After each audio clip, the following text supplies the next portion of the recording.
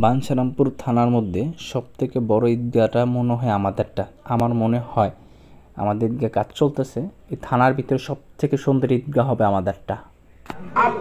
মানুষের মৃত্যু আল্লাহ যেমন আমার সাথে, আল্লাহর রাসূল আমার সাথে, আমিও আমার সাথে, এবং সেই সাথে কিন্তু আমার মৃত্যু আমার সাথে। মৃত্যু কিন্তু আমি যেখানেই যাই আমার সাথে সাথে চলাফেরা করে। আপনি দেখেন, আপনি কিসের উপর বসে আছেন,